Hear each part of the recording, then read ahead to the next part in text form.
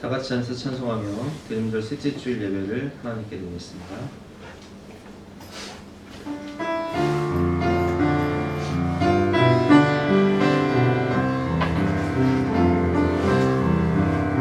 주께와 엎드려 경배드리니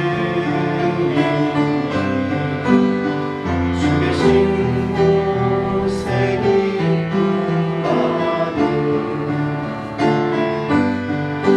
누구와도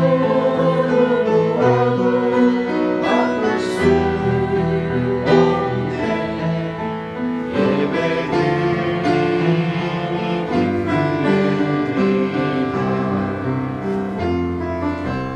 이 시간 성령의 임재와 예배를 위해서 합심해서 기도하신 이후에 우리를 대표해서 조윤희 권사님께서 대표로 기도해 주시겠습니다.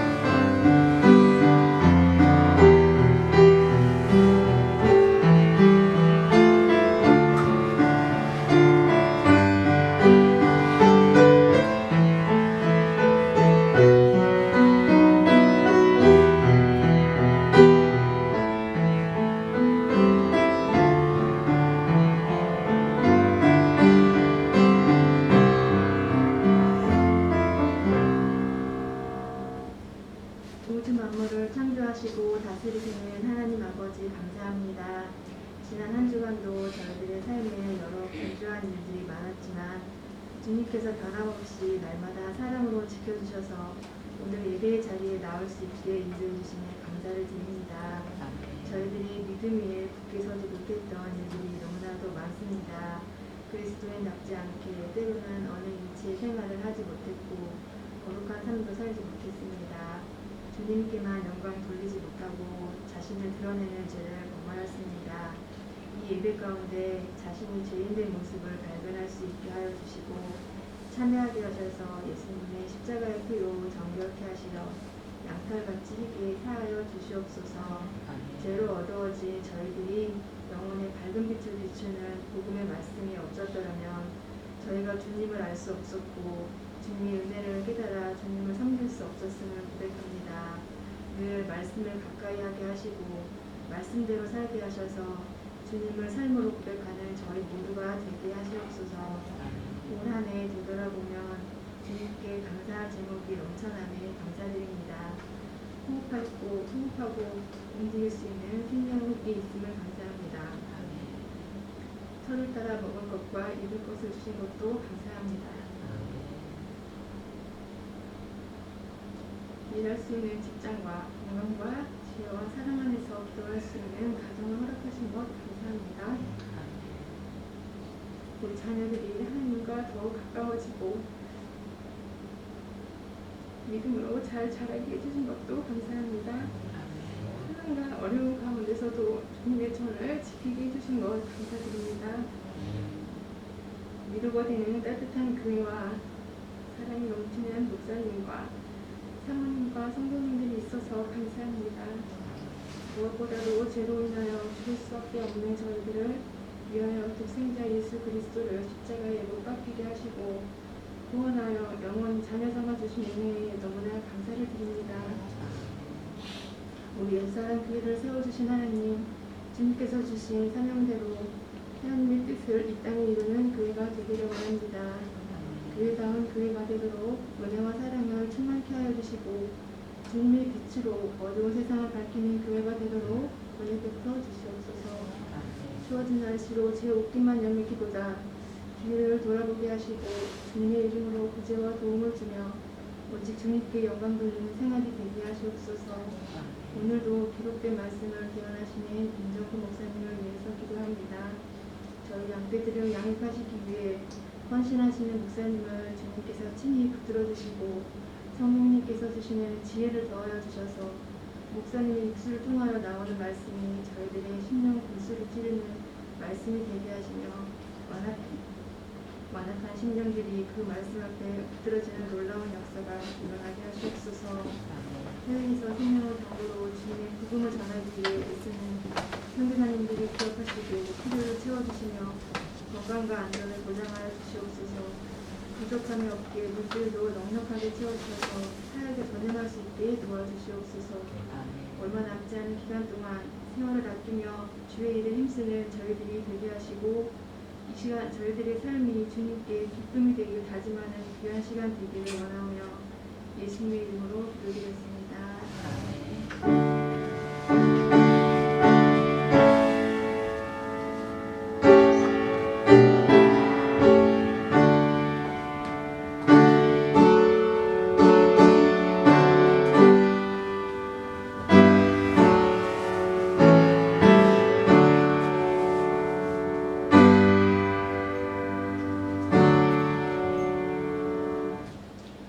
반갑습니다. 오늘도 주님을 사랑하는 마음으로 주일전에 오신 여러분들을 주님의 이름으로 환영하고 축복합니다.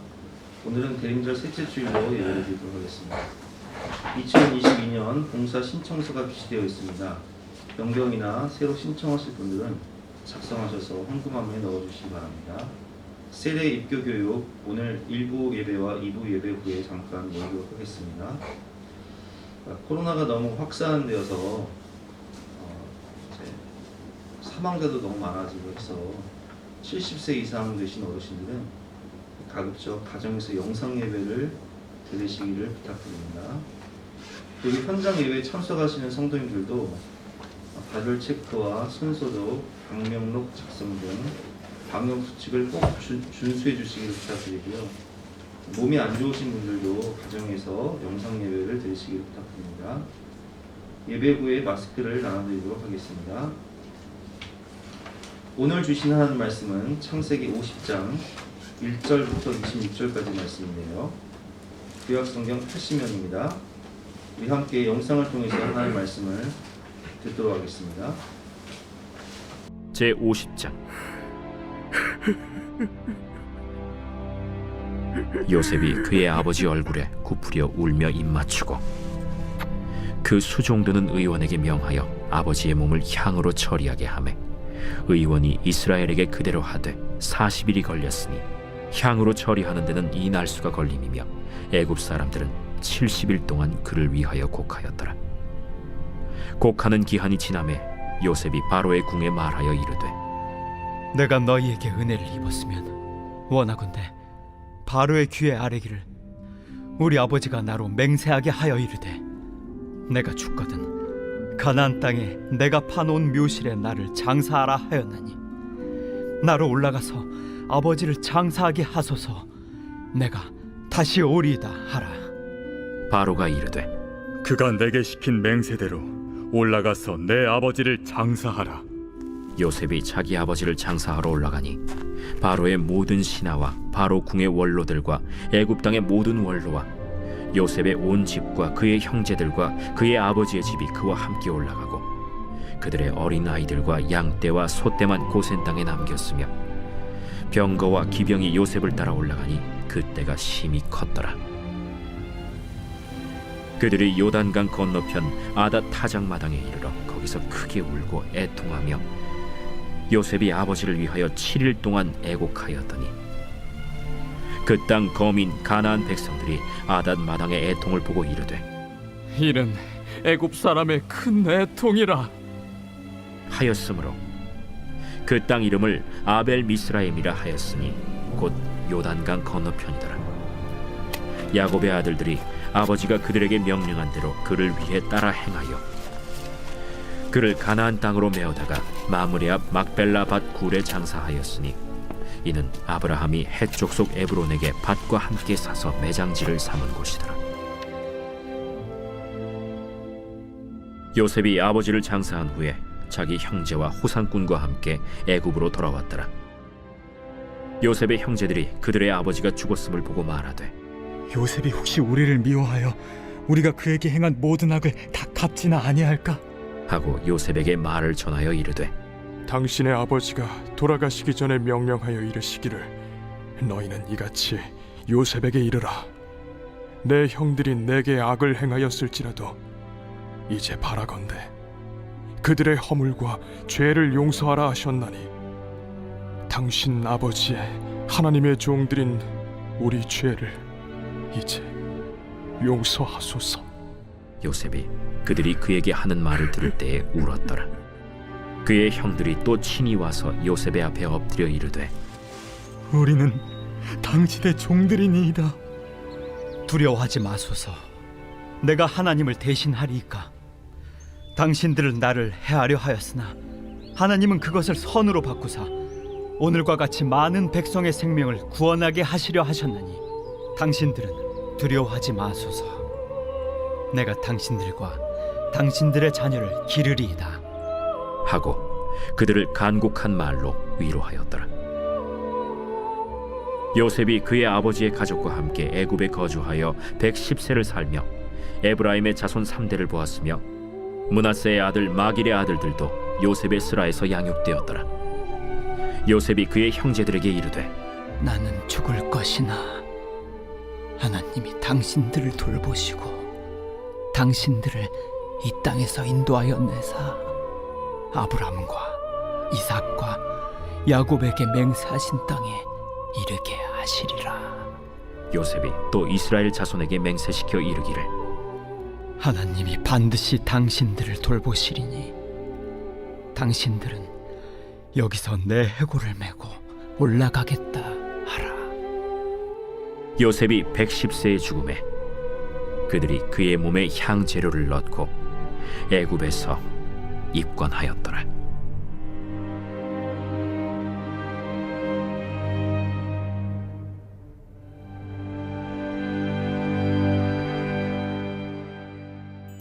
오늘 제목은 본향을 향하는 삶의 자세라는 제목으로 본 말씀 모두에서 함께 은혜를 나누도록 하겠습니다.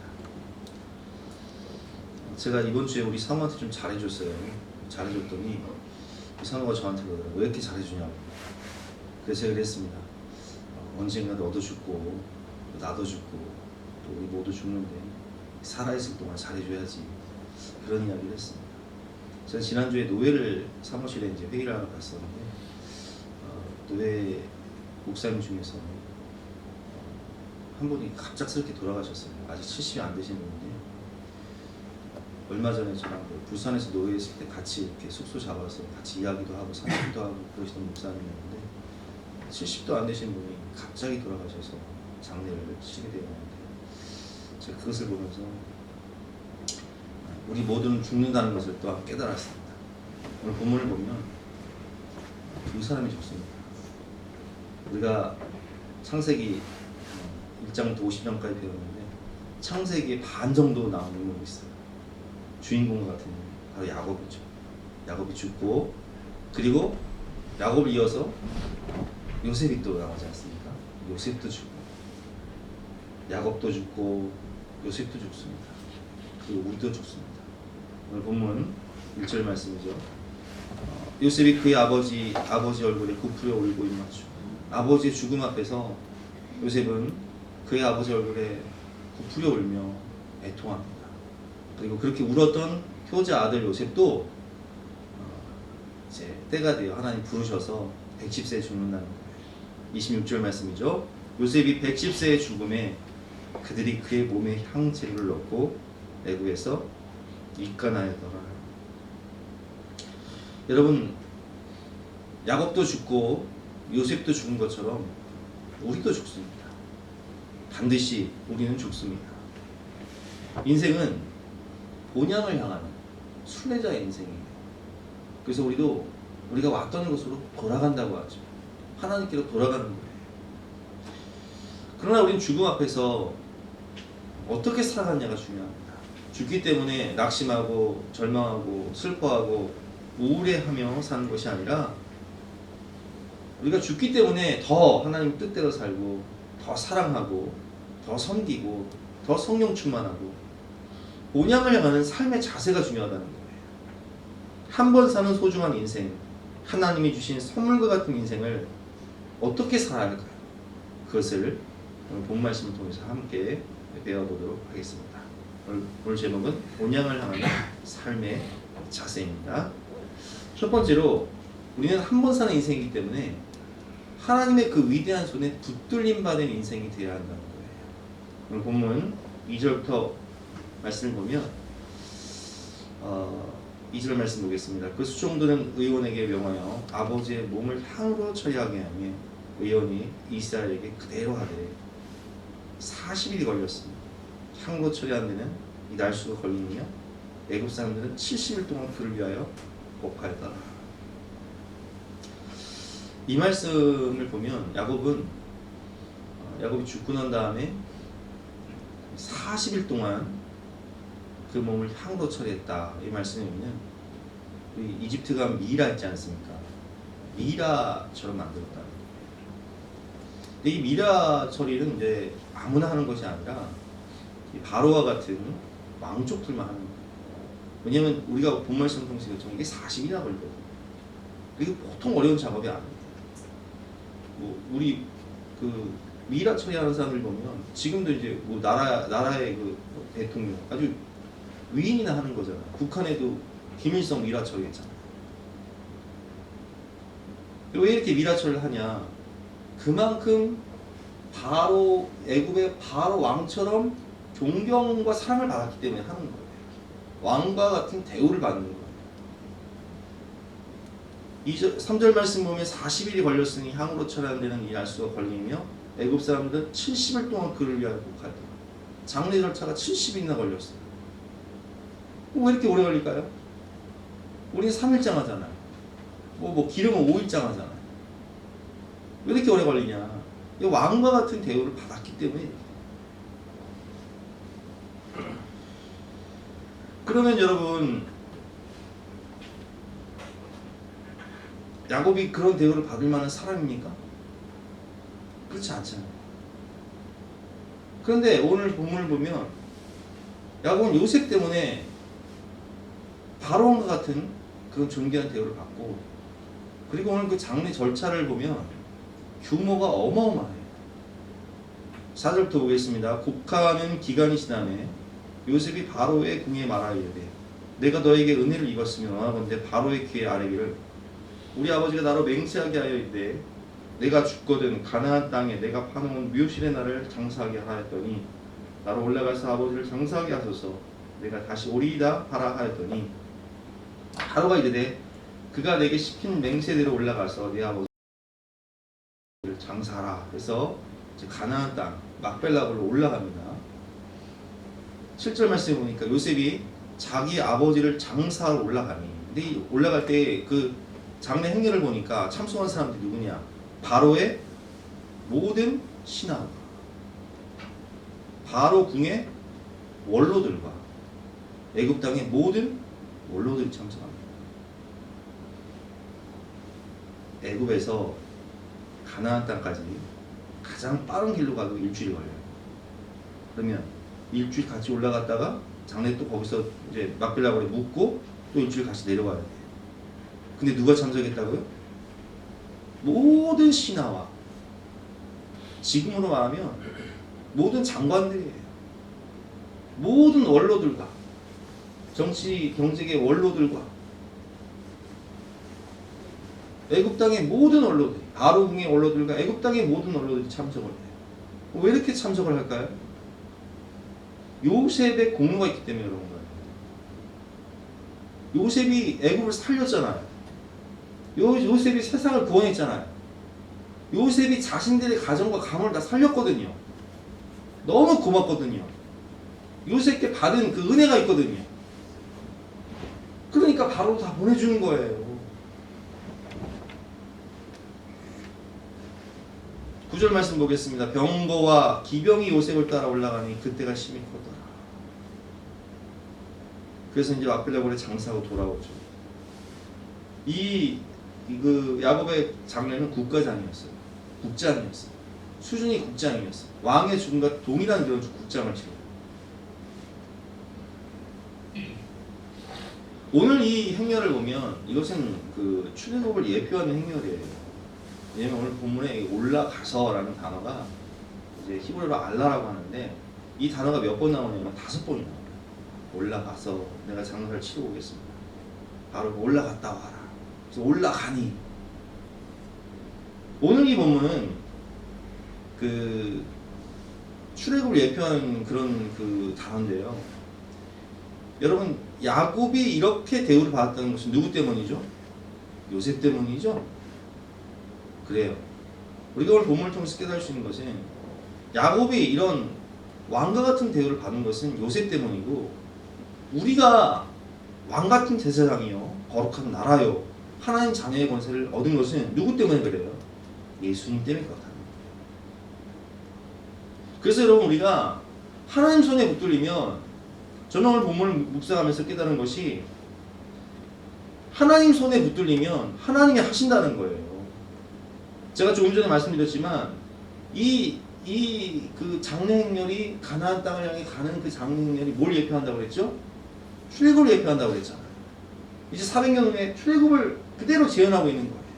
근데 그때는 몇 명이 올라갑니까? 장정만 60만 명, 60만 3천 명. 어린아이와 여자까지 포함하면 좋기 200만 명에서 300만 명 가까운 그 어마어마한 인구가 가나안 땅을 향해 올라가는데, 이것은 하나님만 하실 수 있는 거예요. 왜냐면 우리가 오늘 뭘 배우고 있죠? 창세기를 배우고 있어요. 창세기. 하나님이, 태초에 하나님이 세상을 창조하십니다. 위대하신 하나님, 세상을 창조하신 하나님, 능력에 한이 없으신 하나님, 그 하나님만이 우리를 창조하시고 우리를 구원하시고 새하늘과 새 땅, 영원한 나라 천국을 우리에게 주시는 거예요. 그래서 여러분, 우리가 이 말씀을 통해서 깨달을 수 있는 것은 하나님이 하시면 불가능이 없으시다는 거예요. 하나님이 하시면 된다는 거예요. 여러분, 우리가 야곱의 뜻이 무엇입니까? 야곱은 발목 잡는 자, 약탈자, 사기꾼이라는 뜻이에요. 그래서 태어날 때부터 형의 발목을 잡고 태어나지 않습니까? 형의 인생에 태클을 걸어요. 형이 거짓말을 하죠. 속이는 자, 사기꾼 인생. 그래서 형이 동생을 죽이기로 결심했을 때 형을 속인 대가로 20년 동안 바다나라로 도망자 생활을 하지 않습니까? 돌아와서도 형과 화해하기 위해서 약복강가에서 몸부림치며 기도하고, 또 세겜 사건, 뭐 여러 것들을 봤을 때 야곱은요, 이렇게 위대하게 쓰임 받을 수 있는 그런 사람이 아니에요. 정말 찌질하기가 한이 없는 사람이라고요. 그런데 하나님이 그 야곱을 붙들어 주시니까 이 사기꾼 인생, 이 속이는 자, 약탈자, 이 찌질한 인생이 이스라엘 민족의 시조가 됩니다. 왕 같은 대우를 받아요. 이런 장례식을 치러요. 하나님 손에 붙들리니까 하나님이 야곱을 이스라엘로 변화시키시는 거예요. 하나님 손에 붙들리니까 그 노예였던 요셉, 그 죄수였던 요셉이 애굽의 총리가 되어서 세상을 구원하기 시작하는데, 인간적으로 보면 아무것도 아닌 인생, 뭐 스펙이 있습니까? 가문이 대단합니까? 요셉이 학벌이 있습니까? 뭐 환경이 좋습니까? 아무것도 없어요. 그런데 요셉을 붙잡고 계신 분이 계시니, 우리가 지난주에 배웠죠. 야곱이 요셉을 어떻게 축복합니까?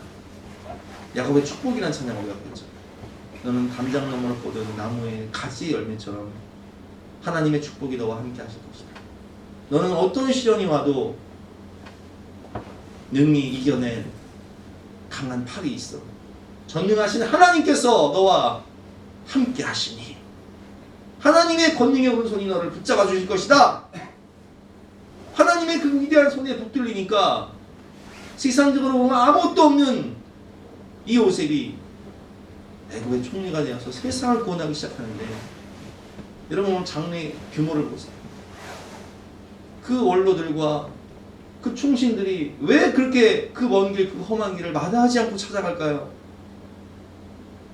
요셉의 공로가 있기 때문이라고 말씀드렸잖아요. 세상을 다 구원해버리거든요. 모든 민족과 가족들을 다 살려버리거든요. 그렇습니다, 여러분. 하나님의 위대한 손에 붙들린 인생은 위대합니다. 다윗이 목동이었잖아요.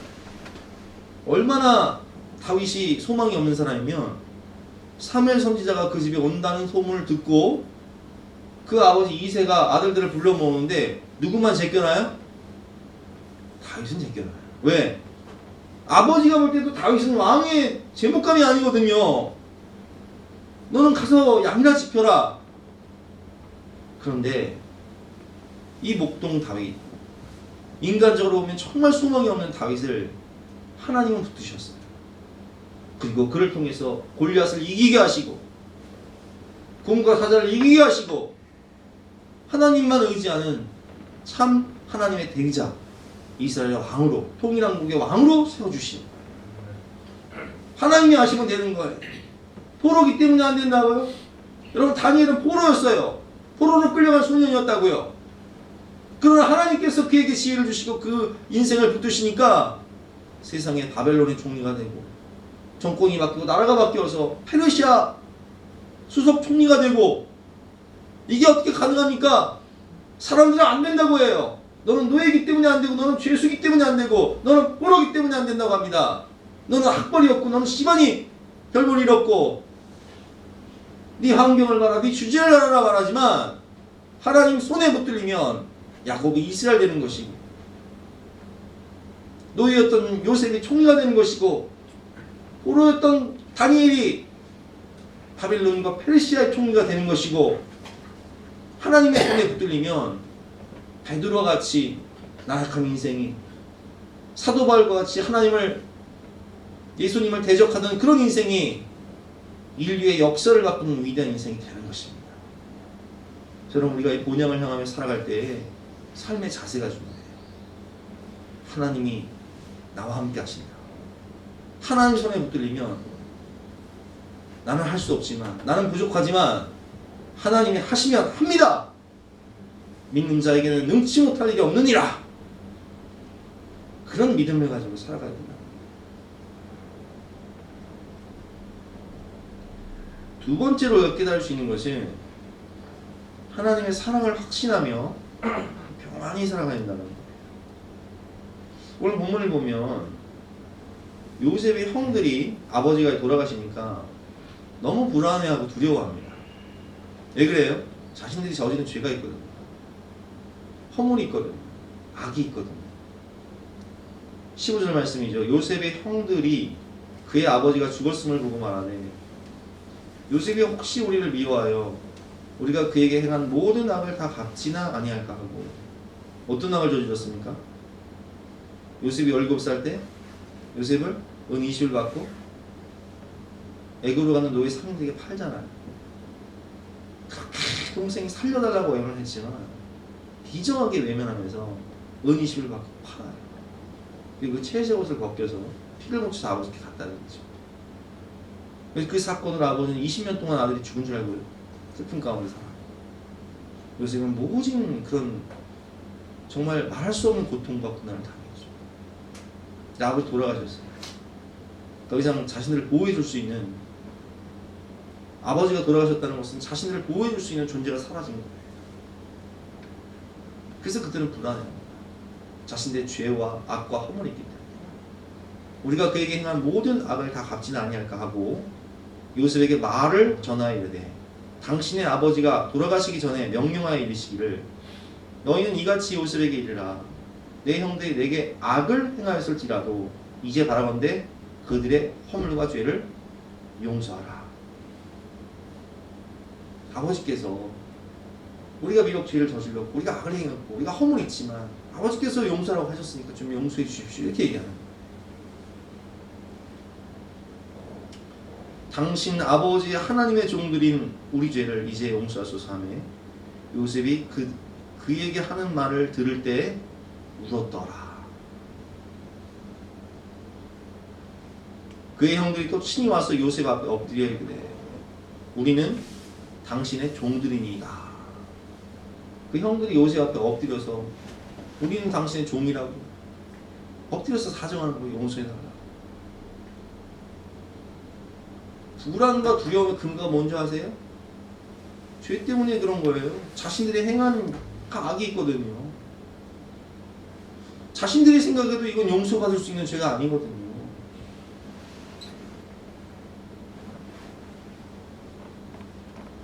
근데 요셉이 형들을 용서한 근본적인 이유는 무엇입니까? 그것은 아버지 때문이 아니에요. 야곱이 부탁했기 때문에라면 야곱이 돌아가셨으니까 이제 아버지 돌아가셨으니까 그냥 죽여야 돼요. 요셉이 형들을 근거한 용서는 하나님의 섭리와 계획을 체험하고 그리고 그 고난을 통해서 내 인생이 해석되어졌기 때문에 그런 거예요. 자, 우리가 조금 전에 장례식 이야기를 했어요. 근데 그 모든 애굽의 신하들과 원로들과 많은 사람들이 그 장례식에 참석을 했어요. 그렇죠? 어디까지 갔어요? 가나안 땅까지. 그럼 그들이 왜 참석했다고 그랬죠? 요셉의 공로 때문에. 그럼 요셉이 이렇게 존경을 받고 사랑을 받게 된 이유가 무엇입니까? 그가 그렇게 총리로서 지혜롭게 세상을 살릴 수 있었던 근거가 뭐예요? 하나님이 악을 손으로 바꾸사, 형들은 나를 노예로 팔았지만 그 사건 때문에 내가 애굽에 올 수 있었고, 내가 비록 누명을 쓰고 죄수가 되었지만 하나님은 나와 함께 하셔서 나를 애굽의 총리로 세우셔서 세상을 구원하는 하나님의 놀라운 계획을 채웠기 때문에 돌이켜보니까 하나님의 그 계획이 해석되어지는 거예요. 그 고난이 해석되어지는 거예요. 그래서 오늘 본문 말씀을 보면 악을 선으로 바꾸다 라는 단어가 나옵니다. 19절과 20절 말씀 제가 읽어보겠습니다. 요셉이 그들에게 이르되 두려워하지 마소서, 내가 하나님을 대신하리이까? 이 말씀의 뜻은 뭐예요? 이거 하나님 하신 일이라는 거예요. 하나님의 역사, 하나님의 작품이라는 거예요. 20절 말씀이죠. 당신들은 나를 해결하였으나 하나님은 그것을 선으로 바꾸사 오늘과 같이 많은 백성의 생명을 구원하게 하시려 하셨나니 당신들은 두려워하지 마소서, 내가 당신들과 당신들의 자녀를 기르리라 하고 그들을 강곡한 말로 이루하였더라. 그래서 악을 선으로 바꾸다 해서 선이라는 뜻은 히브리어로 토브라고 해요. 토브라는 원어의 뜻은 선하다, 또 창세기 우리 하나님의 세상을 창조하시고 보시기에 좋았더라. 이게 토브예요. 토브. 그러니까 한마디로 하나님이 어떻게 하셨냐, 악을 보시기에 좋은 선으로 바꾸셨다는 거예요. 애굽의 그 죽어가는, 세상의 모든 죽어가는 백성들을 다 살리고 그들에게 존경과 사랑을 받으며 장례식을 치를 때 요셉은 느끼게 됩니다. 하나님이 이렇게 바꾸셨구나. 악을 선으로 보시기에 좋은. 이제 바둑이나 장기를 두다 보면 이 형국이 영 안 좋아. 대마가 죽게 생겼어. 이 대마 죽으면 완전 그냥 끝장나는 거예요.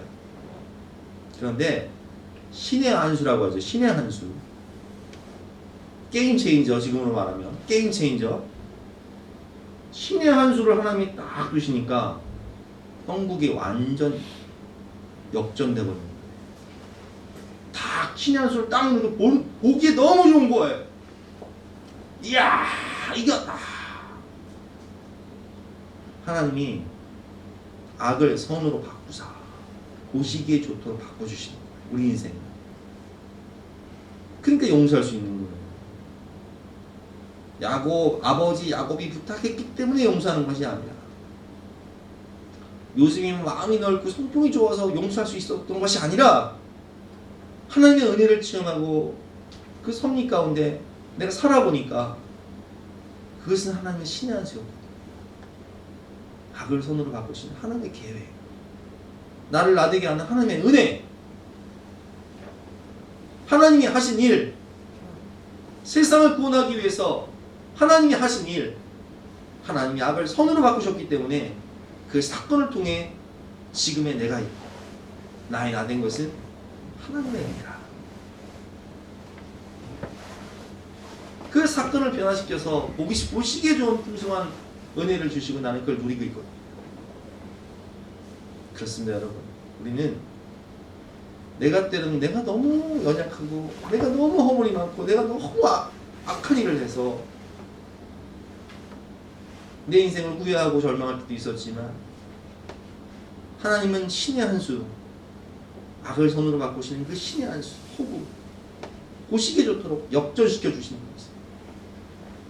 그래서 세상을 구원하는 놀라운 존재로 나를 바꿔주시고 놀라운 일을 행하시는 것이죠. 악을 선으로 바꾸시는 하나님의 은혜를 체험한 요셉은 인간적으로는 도저히 용서할 수 없는, 사랑할 수 없는 그 형들을 용서하고 사랑하여서 내가 당신들의 자녀들까지 기르리이다.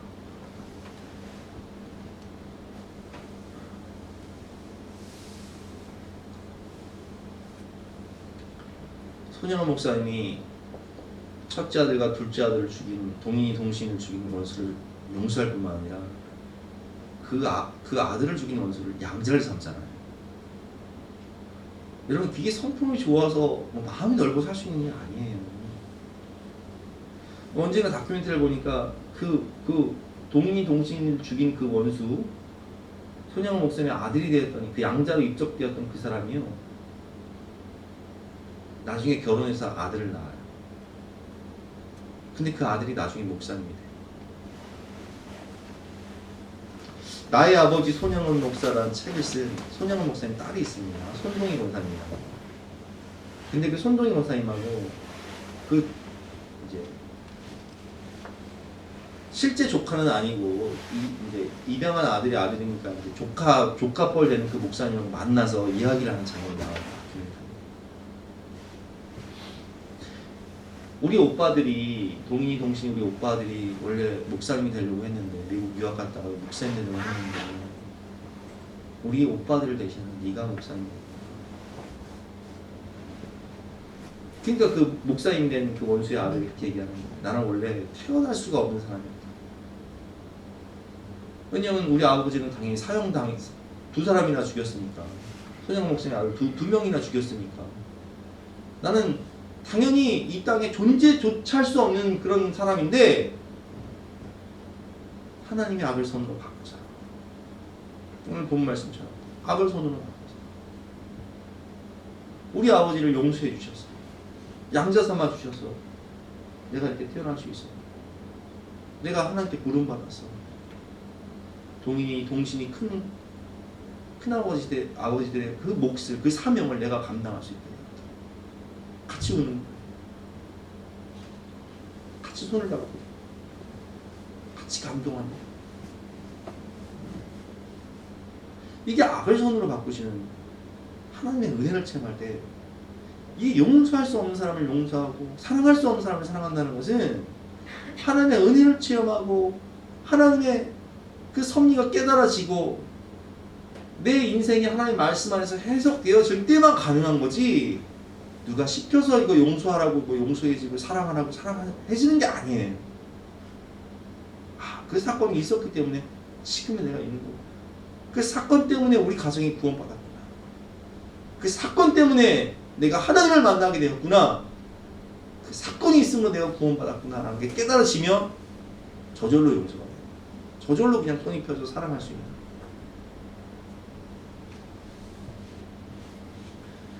그렇습니다, 여러분. 우리가 신앙생활을 하면서도 불안해하고 두려워하며 구원의 확신을 갖지 못하는 이유가 오늘 본문에도 나오지만 똑같은 거예요. 죄 때문에 그런 거예요. 내가 행한 죄가 있거든. 잊혀지지 않는 그 죄가 있거든. 악이 있거든. 근데 그건 지우개로 지울 수도 없고 불 가지고 태울 수도 없고 물 가지고 씻을 수도 없어요. 그래서 때로는 우리가 막 자다가도 벌떡벌떡 일어나 그 죄 때문에 한숨을 쉬고 내가 그때 왜 그랬을까? 내가 왜 그런 미친 짓을 했을까?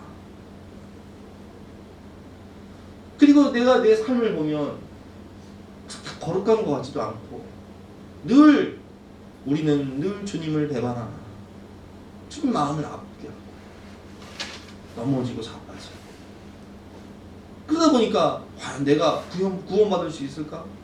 나 같은 죄인이 천국 갈 수 있을까라는 깊은 이 죄책감이 있는 거예요. 요셉의 형들처럼 나 행한 것 죄뿐입니다. 근데 하나님이 우리를 용서하신 근본적 이유가 뭔지 아세요? 우리 행위 때문이 아니에요. 누구 때문에? 예수님 때문에. 예수님이 십자가에서 우리의 죄를 대신해서 그 대속의 죽음, 십자가에 못 박히시고 마지막 피 한 방울, 마지막 물 한 방울까지 쏟으시며 생명으로 갚으신 그 예수 그리스도의 십자가의 보혈의 공로가 있기 때문에 우리가 구원받은 거예요. 에베소서 2장 말씀이죠. 그는 허물과 죄로 죽었던 너희를 살리셨다. 오늘 창세기 나온 허물과 죄, 악. 그때 너희는 그 가운데 생하여 이 세상의 풍조를 따르고 공중의 권세 잡은 그 마귀를 따르며, 그 마귀는 어떤 영입니까? 지금의 불순종의 아들 가운데 역사하는 영이라. 전에는 우리도 다 그 가운데 우리의 육체의 욕심을 따라 지내며 육체와 마음이 원하는 것을 하여 다른 이들과 같이 본질상 진노의 자녀였더니 하나님과 원수가 되어서 지옥불에 들어갈 수밖에 없는 본질상 진노의 자녀, 죄와 악과 허물이 너무 많은 우리의 과거들. 근데 4절 말씀에 보니까 긍휼이 풍성하신 하나님이 우리를 불쌍히 여기셔서 그 큰 사랑을 하나님이 세상을 이처럼 사랑하사 독생자를 주셨어요. 그래서 독생자를 내어주신 거예요. 이는 그를 믿는 자마다 멸망치 않고 영생을 얻게 하려 하신 거예요. 5절 말씀이죠. 허물로 죽은 우리를 그리스도와 함께 살리셨고 너희는 은혜로 구원받은 것이야. 너희는 그 은혜에 의하여 믿음으로 말미암아 구원을 받았나니 이것은 너희에게서 나는 것이 아니요 하나님의 선물이다. 행위에서 나는 것이 아니니 이는 누구든지 자랑하지 못하냐. 이런 행위를 보면 우리 죽어야 돼요. 우리 심판받아야 되고 우리 지옥 가야 돼요. 요셉의 형들의 행위를 보면 그들은 죽어만 가요. 그러나 예수님 때문에 우리는 구원받은 거예요. 요셉의 형들이 왜 용서를 받았냐고요?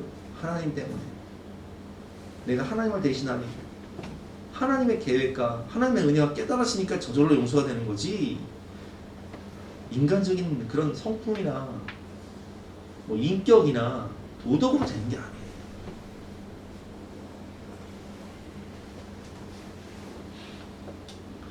갈라디아서 2장 16절 말씀이죠. 사람이 의롭게 되는 것은 율법의 행위로 말미암이 아니요 오직 예수 그리스도를 믿음으로 말미암은 줄 우리가 알므로 우리도 그리스도 예수를 믿나니 이는 우리가 율법의 행위로서가 아니고 그리스도를 믿음으로써 의롭다함을 얻으려 함이라. 율법의 행위로서는 의롭다함을 얻을 육체가 없느니라. 구원과 용서의 근거가 되고 이유가 되는 것이 무엇입니까? 우리가 창세기를 통해서 배웠지만 하나님의 그 계획이 깨달아집니다. 아벨 손으로 바꾸시는 하나님의 계획. 그 사건이 있어야 되고 그 일이 있어야 돼야, 그 일이 있어야지만이 내가 구원받고 우리 가족이 살아날 수 있으니까. 이게 하나님의 신의 한 수였구나. 깨달아지니까 용서가 되고 사랑할 수 있는 거예요. 예수님이 내 행위가 아닌 예수님의 그 공로 때문에, 그 예수님의 대속의 죽음 때문에 내가 구원을 받은 것처럼 이 사죄의 은총, 구원의 확신은 내 행위에 있는 것이 아니에요. 그러니까 우리는 우리 자신의 행위를 보면 불안하고 두려움이 오지만 예수 그리스도의 십자가를 바라보면 구원의 확신이 오는 거예요. 예수님의 십자가 사랑, 대속의 죽음을 이해하면 확실한 속량, 속죄의 은혜를 깨닫게 되는 거예요. 하나님은 십자가에서 톱을 아벨 손으로 바꾸셨어요. 보시기 좋도록 바꾸셨어요. 신의 한 수를 통해서 완전히 우리 존재를, 우리의 정체성을, 우리 인생을 바꿔놓으셨다고요. 죄인에서 의인으로, 원수에서 자녀로, 어둠에서 빛으로, 사망에서 생명으로, 지옥에서 천국으로 십자가를 통해서 우리를 바꿔놓으셨다. 그래서 우리는 예수님 때문에 확실한 용서를 받았을 뿐만 아니라 하나님의 사랑받는 자녀가 되었고 천국 백성이 되었고 하나님의 걸작품이 되었고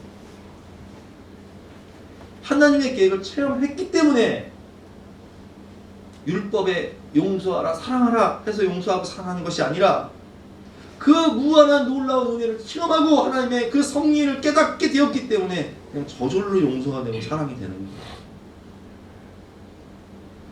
저는 오늘 본문을 이 말씀 묵상하면서 십자가에서라는 찬양이 생각났어요. 그 찬양 들으면서 함께 기도할 때 그렇습니다 주님, 십자가에서 주님은 우리를 바꿔놓으셨습니다. 그렇기 때문에 나도 그 십자가를 통해서 주님의 사랑으로 용서하고 사랑하며 살 수 있도록 나를 변화시켜 주시옵소서. 함께 기도하는 시간 갖도록 하겠습니다.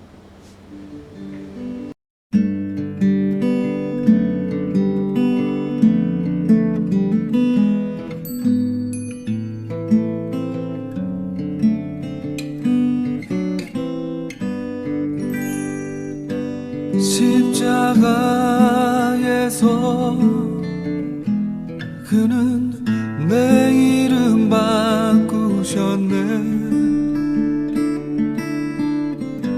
십자가에서 그는 내 이름 바꾸셨네. 고아에서 아들로 거절해서 용납으로 죄인에서 의인으로 바꾸어 주셨네. 십자가에서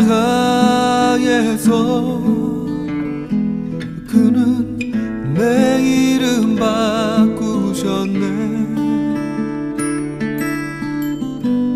십자가에서 그는 내 이름 바꾸셨네. 저주에서 축복으로 원수에서 연인으로 장기에서 신부로 바꾸어 주셨네. 십자가에서 그는 내 이름 바꾸셨네. 십자가에서 그는 내 이름 바꾸셨네.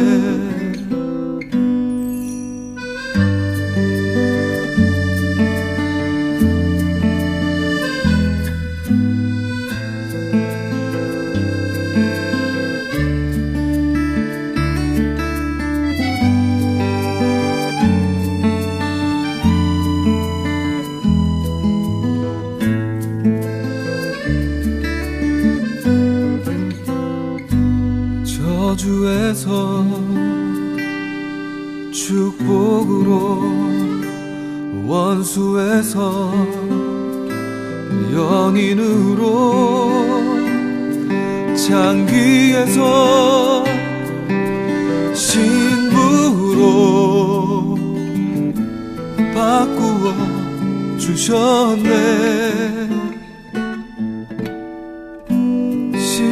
십자가에서 그는 내 이름 바꾸셨네.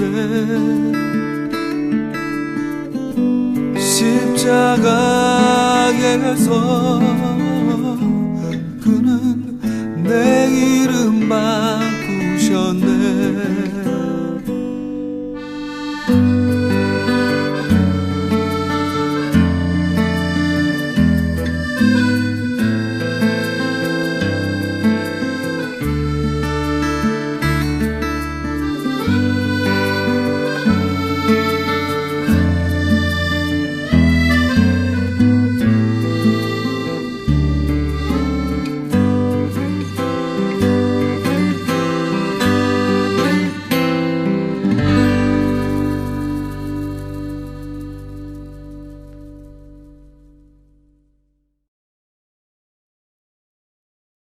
죄인된 우리들을 십자가를 통해서 악을 선으로 바꾸신 것처럼 죄인에서 의인으로 원수에서 아들로 하나님의 종으로 바꿔주셔서 하나님 보실 때 참 보시기에 좋았다라는 인생 걸작품으로 우리 변화시켜 주시는 것이 하나님의 은혜입니다.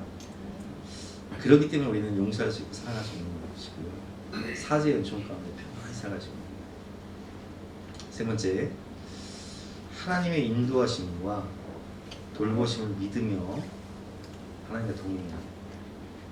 오늘 본문을 보면 애굽은 총리로서 백성을 잘 섬기고 민족을 잘 섬기죠. 애굽을 잘 섬겨요. 요셉의 헌신 때문에 모두가 살죠. 21절 말씀에 보면 당신들은 두려워하지 마소서, 내가 당신들과 당신들의 자녀를 기르리이다 하고 그들을 간곡한 말로 위로하였더라. 그리고 23절 말씀에 보면 에브라임이 저서 3대를 보았으며 므낫세의 아들 마길의 아들도 요셉의 스라에서 양육되었다. 그 동생 에브라임과 므낫세의 그 후손들을 다 양육할 뿐만 아니라 형제들의 모든 가족들을 다 그냥 길러줘요. 근데 요셉도요, 인간이기 때문에 인간의 한계가 있어요. 요셉도 죽음을 피할 수가 없었어요. 그래서 오늘 본문에 요셉은 임종을 합니다. 죽어요. 근데 죽으면서 요셉이 어떻게 하냐? 나는 죽으나 하나님이 당신과 함께 하시고 당신들을 인도하시고 하나님이 당신들을 책임지실 것입니다. 하나님이 하나님의 약속을 다 이루실 것입니다. 하나님께 맡겨요. 여러분, 우리는 한계가 있지만 우리가 아무리 가족을 사랑하고 자녀를 사랑하고 교회를 사랑해도 민족을 사랑해도 한계가 있어요. 그러나 한계가 없으신 분이 계시니 그분은 무한하고 전능하신 하나님이십니다. 그래서 우리는 우리의 자녀들과 가족과 교회와 민족의 미래를 누구의 손에 맡겨야 돼요? 하나님의 그 선하신 손에, 능력의 손에 맡겨드려야 됩니다. 그러면 하나님이 우리 가족을 책임지시고 야곱의 가족을 이스라엘 민족으로 변화시키시고 그리고 출애굽시키시고 그리고 가나안 땅을 정복하게 하시잖아요. 위대하게 쓰시는 거예요. 책임지시는 거예요. 하나님을 바라봐라. 하나님과 동행하라. 하나님을 신뢰하며 살아라. 하나님이 반드시 그 약속을 이루실 것이다. 그리고 하나님이 그 약속을 이루시면 내 해고를 내고 반드시 내 해고를 메고 가나안 땅에 가야 한다. 이렇게 유언을 합니다. 본문 24절과 25절 말씀이죠. 요셉이 그의 형제들에게 이르되 나는 죽을 것이다. 나도 인간이기 때문에 나도 한계가 있는 육체를 입고 온 인간이기 때문에 나는 죽을 것이다. 그러나 무한하신 능력을 가지신 하나님, 전능하신 하나님이 당신들을 돌보시고 당신들을 이 땅에서 인도하여 여기 동사가 좀 돌보시는 하나님, 인도하시는 하나님, 맹세하신 것을 이루시는 하나님. 아브라함과 이삭과 야곱에게 맹세하신 그 젖과 꿀이 흐르는 가나안 땅에 이르게 하실 것이다. 그 땅을 너희에게 주실 것이다. 책임지실 것이다. 약속을 성취하실 것이다. 그럼 그때 반드시 내 해고를 메고 가나안 땅을 향해 나아가라. 25절 말씀이죠. 요셉이 또 이스라엘 자손들에게 맹세시켜 이르기를 하나님이 반드시 당신들을 돌보시니 당신들은 여기서 해고를 메고 올라가겠다 하라 하였더라. 아멘. 여러분, 우리는 반드시 죽습니다. 저도 죽고 여러분도 죽습니다. 우리 부모님도 언젠가 돌아가시고 우리 자녀들도 언젠가는 이 세상을 떠나게 돼요. 얼마 전에 제가 유튜브를 통해서 1920년대 우리나라 그 모습을 봤어요. 1920년대 우리나라 그 서울은요 정말 아무것도 없어요. 근데 그 코 골리게 코 찔찔이 어린이들이 나오더라. 1920년대 어린이면 지금 어디 계세요? 하늘나라에 계세요. 저는 그 옛날 영상을 보면서 1920년대 어린이였던 분들이 바로 우리 할머니, 할아버지거든요. 다 가셨어요. 야, 불과 100년 전이네. 우리 부모님도 가고, 우리 나도 가고, 우리 사모도 가고, 한 세대는 가고, 한 세대는 온도다. 우리는 죽지만, 그러나 하나님은 영원하신 분이시고 하나님은 무한하신 분이시기 때문에 하나님이 책임지시고 돌보신다는 거예요. 우리 가정을 돌보신다는 거예요. 우리 가문을 세우신다는 거예요. 우리 민족을 돌보시고 열방을 구원하신다는 거예요. 야곱의 가정과 요셉의 가정을 이루게 하시는 하나님. 야곱의 가문을 이스라엘 민족으로 거듭나게 하시는 하나님. 민족과 나라를 세우시고 역사의 주관자가 되시고 우리 인생의 목자가 되시고 참 인도자가 되시는 하나님. 좋으신 하나님. 우리의 아버지 하나님. 선한 목자 되시는 하나님. 그래서 시선이 중요하다는 거예요. 나를 보고 환경을 보고 사람을 보면 낙심과 절망이 되지만 눈을 들어 주님을 바라보면 소망이 생기고 주님이 하신다는 거예요. 우리가 지난 금요일날 정수영 박사의 간증을 들었지만 이번에 연세대 졸업하고 미국으로 유학 가서 내 인생이 창창할 줄 알았는데 내 능력에 한계가 있는 거예요. 자꾸 길이 막혀요. 깨닫게 되죠. 하나님이 도우셔야 되는 거예요. 모든 것을 하나님께 맡길 때 그 길을 열어주시고 신장 수술을 하면서 혈관 수술을 하면서 사람들을 수술하는데 내 능력에는 너무 한계가 많은 거예요. 그러나 기도를 하고 하나님께 의탁하고 수술을 하면 불가능을 가능케 하시는 하나님, 죽은 자를 살리시는 하나님, 죽은 나사로를 살리시는 하나님의 능력을 체험하게 되는 거예요. 이분이 그런 간증을 하지 않습니다. 나를 보고 환경을 보고 상황을 보면 낙심과 절망 뛰지만 내게로부터 눈을 들어 하나님께 시선을 돌릴 때 하나님이 일하시고 하나님이 역사하시고 하나님이 영광 받으신다.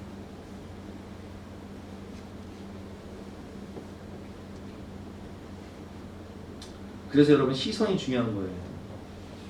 무엇을 보는가? 누구를 바라보는가? 오늘 결론입니다. 우리는 언젠가 다 죽습니다. 우리 인생은 본향을 향하는 순례자 인생입니다.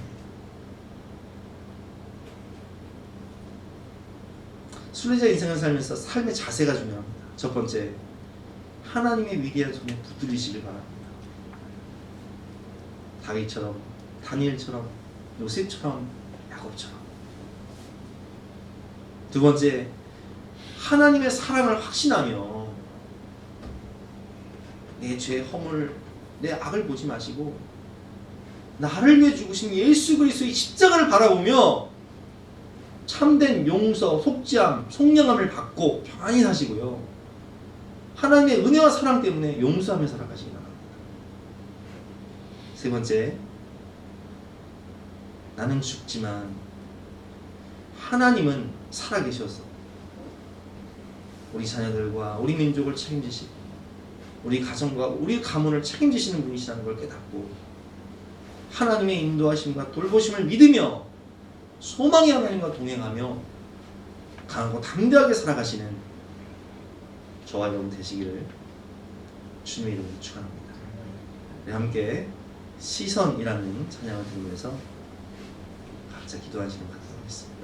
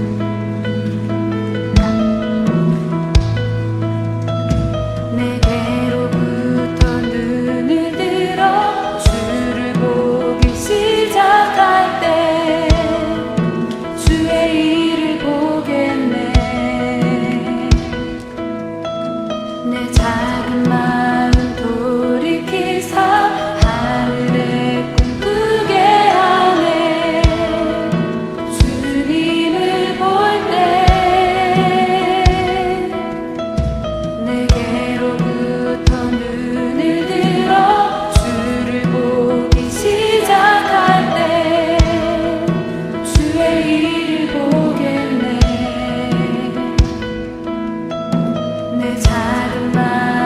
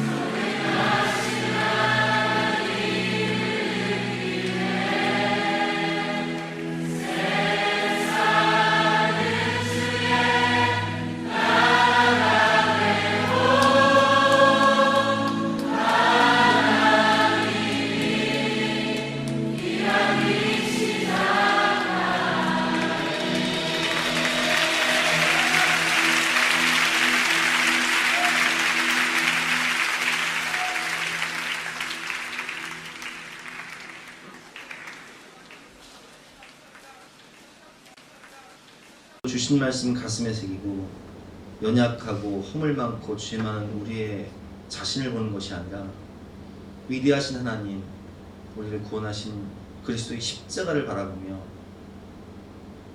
하나님께 모든 것을 맡기고 하나님의 권능의 오른손에 붙잡힌 받은 인생이 되어서 이스라엘처럼 요셉처럼 다윗처럼 위대하게 쓰임 받고 하나님께 영광 돌릴 수 있는 우리의 삶이 될 수 있도록 우리를 축복하여 주시옵소서. 거룩한 주님의 보혈로 덮어주셔서 속량과 속죄함의 확신 가운데 사랑하고 용서하며 살 수 있도록 도와주시고 축복의 통로가 되어서 많은 영혼을 구원하는 우리의 삶이 될 수 있도록 우리를 사용하여 주시옵소서. 그러기에 우리의 몸을, 우리의 삶을 거룩한 산 제물로 드리오니 하나님의 나라와 영광 위에 아름답게 사용하여 주시옵소서. 감사드리며 예수 그리스도 이름으로 기도드렸사옵나이다. 아멘. 지금은 우리 구주 예수 그리스도의 은혜와 하나님의 영원하신 사랑과 성령님의 감화감동 역사하심이 우리 모든 성도님들을 머리머리 위에 앞날 위에 지금부터 영원까지 함께 하시기를 간절히 축원하옵나이다. 아멘.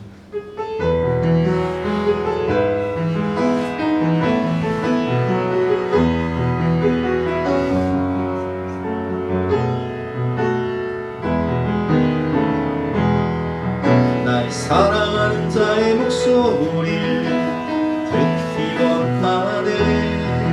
나의 사랑, 나의 어여쁜 자야. 밤이 되는 이란 곳에서 듣기 원하네. 부드러운 주님의 음성. 나의 사랑, 나의 사랑, 나의 어여쁜 자야. 일어나 함께 가자. 나의 사랑, 나의 사랑,